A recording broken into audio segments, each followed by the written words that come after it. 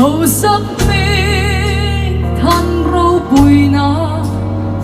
giống nghe ni mà sẽ hẹn giống ai đuông lẽ lưu chu lali xóa ra ra cả lâu nay ta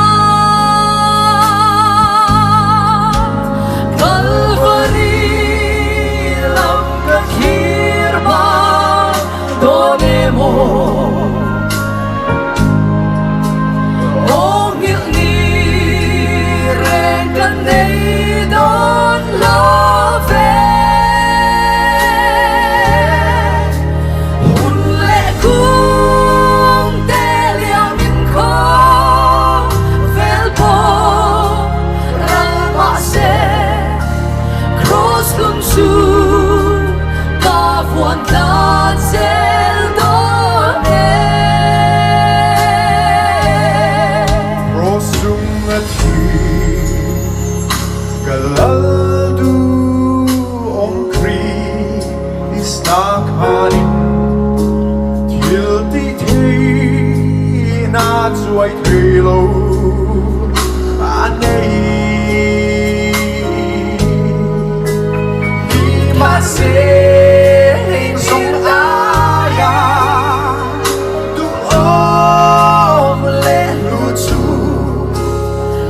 lý xóa ra ra cả lâu nay ta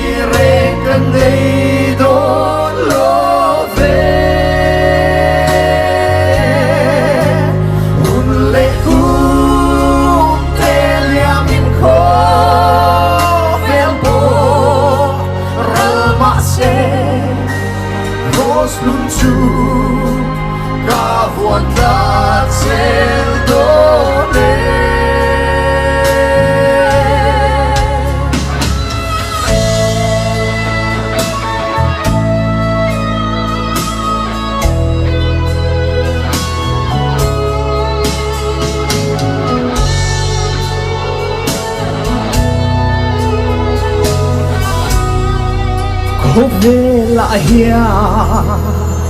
chiều môi lệ luôn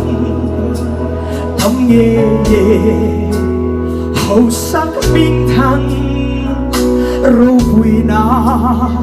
giống nè